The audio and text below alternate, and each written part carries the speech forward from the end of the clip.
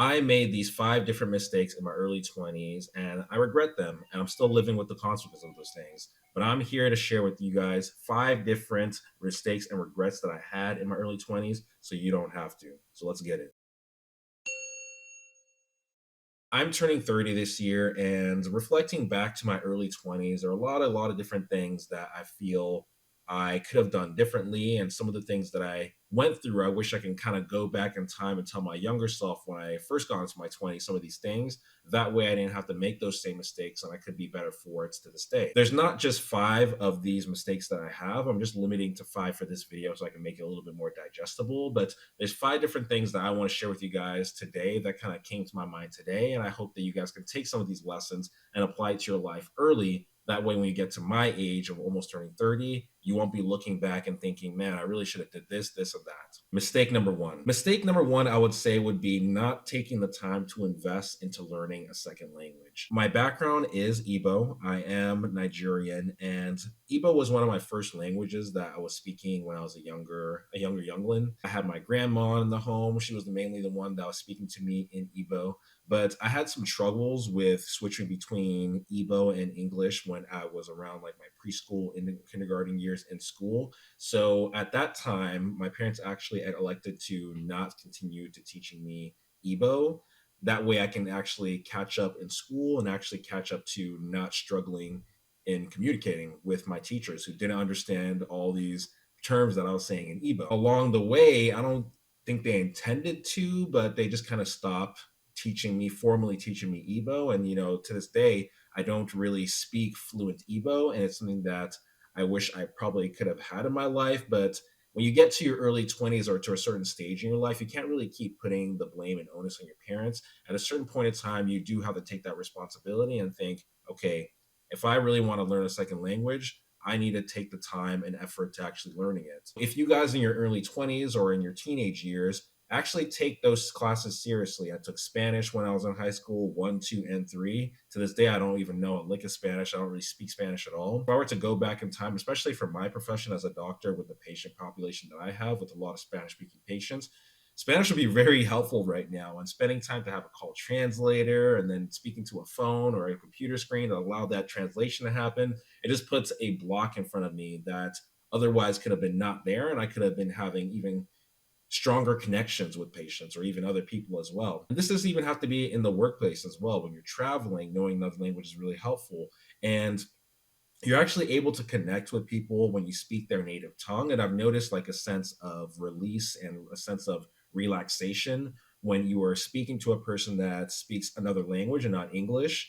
And I feel that's something that I could have benefited from much earlier on. Now, what I'm doing is that I'm actually taking the time to self teach myself Igbo and listen to podcasts and listen to YouTube videos and look for resources. But I would say for those of you guys that are in school right now or even in your younger years, try to find something early.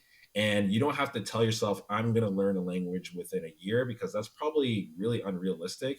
But try to do it where it's like, okay, I'm going to try to learn something new every single day, every single week, every single month, and allow that to kind of build all together instead of trying to force yourself to learn it really quickly, which is not going to be tenable. So, yes, try to learn another language early. If your parents do speak another language, try to work with them to keep on having them teach you their language earlier on and actually practice with them, because having those people that speak those languages that you're actually close with that won't judge you on trying to learn another language is pretty valuable. Mistake number two, not getting a credit card earlier in my life. A little bit of background on this. The mindset around credit cards when I was growing up is that credit cards were bad. And I kind of just took that as face value whenever my parents told me that. And there was all these like misconceptions about credit cards, but getting a credit card is really important in terms of learning how to be financially responsible. Also, if you get a credit card earlier, one of the components of your credit score, which is something that's going to be very, very important for you when you get older in terms of buying cars, buying houses, getting loans, that credit score, one of the important components of it is length of time for your credit history. So if you get a credit card much, much earlier on,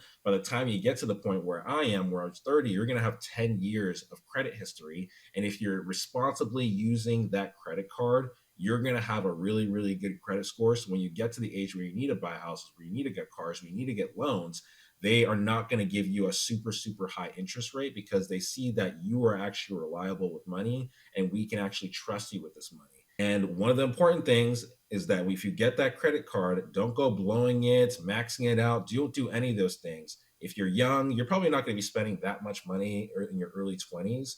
I would say to spend small amounts on it and only spend what you have.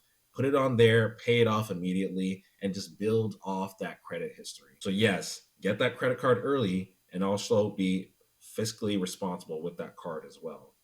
Don't go blowing that card. Mistake number three, not getting in the gym earlier. I know so many people talk about getting in the gym, talk about working out. And for me, I was always in sports, basketball, football, baseball, volleyball. I was in so many different things that I was always of the mindset, yes, I already work out, I play sports, but what I'm talking about is getting into that gym and actually lifting weight. I would say that if you get in the gym, you don't have to do anything crazy. You don't have to go in there, start ego lifting, starting to lift as much as you can. Try to get in there and make it a consistent routine. That way, when you get into your later years, you're not having pain in certain spots. You're not having back pain. You're not having ankle pain. You're not having knee pain. A lot of the things that I was dealing with, especially knee pain and lower back pain, were some major things where I'm like, why am I having these things? I'm not even 30 yet and I'm having back pain and knee pain. I need to do something about it. And I was feeling these things when I was around like 26, maybe. Yeah, around that time. Also, get in that cardio as well. I wouldn't say you have to go running all the time, but trying to do something such as walking for an hour, or getting out and being physically active. It's really, really easy to get stuck at a desk, stuck in the house, stuck in a room, and not get out there and be physically active. The body needs to move, and you should be moving too. Commit yourself to a routine. It doesn't have to be 5, 7 days a week. It can be 3 times a week. It can be 4 times a week. It can be even twice or even 1 time a week. Try to start building up that consistency in working out and working out in the gym, specifically in resistance training, because it's really going to go a long way for your physical health, your mental well being. Added bonus is that your body's going to be sculpted and you're going to love the way you look because of it. Mistake number four. This mistake that I learned the hard way was not limiting my circle and making closer connections with fewer people. One of my mindsets when I was growing up was that I want to be friends with everybody. I want everybody to know me. I want to be seen. I want to be known. And a lot of that really ties into my own thoughts about myself. I didn't feel comfortable with myself, and wanted people to think that I was the cool guy, or I wanted people to think that I was like amazing. So I tried to get to know everybody. I tried to get to like be cool with everybody, know everybody's interests. But one thing that I found along the way is that if you try to be cool with a bunch of different people, then you're not going to be really close with anybody. And those relationships that you have, friends are really chapters in the book, someone told me. And I actually really liked that comparison. And not everybody is going to be with you for the whole ride. There's going to be people that stick with you for the whole ride, but you don't try to keep everybody in your life because it's going to be really, really hard to. And over time, if you try to be cool with a whole bunch of people, you're not going to be close with people and you're going to have very superficial relationships. And that's something that I learned the hard way is that I had a lot of superficial relationships in my early 20s. And I look back now and I'm like, wow, I haven't talked to so and so in so long. I haven't talked to so and so. We were so cool back in the day. What happened?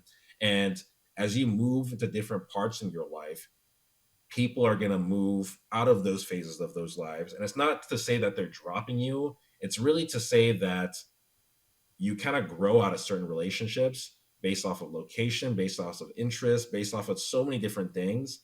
And one thing that you really have to do is focus in on a few different people. I'm not going to say the exact number, but focus in on fewer people and build stronger relationships. Calling on the phone. I would say calling, not texting. Texting is very informal. And yes, you can be like, haha, hee hee, get all your kikis out in the text, but actually talking to someone, you'll get so much more out of those relationships. I'll make that kind of like a sub mistake of that fourth problem is actually talking to your friends in your inner circle on the phone more because you'll get so much more and feel so much more fulfilled talking to someone on the phone as opposed to texting them every couple of hours, every couple of days. And like oftentimes you don't really feel super connected that way.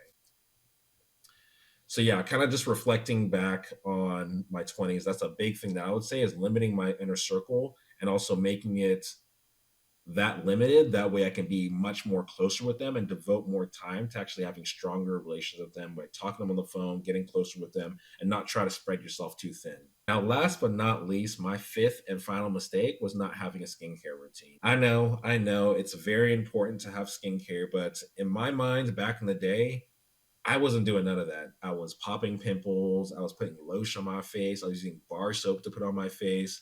I was using a whole bunch of different things that were not facially healthy.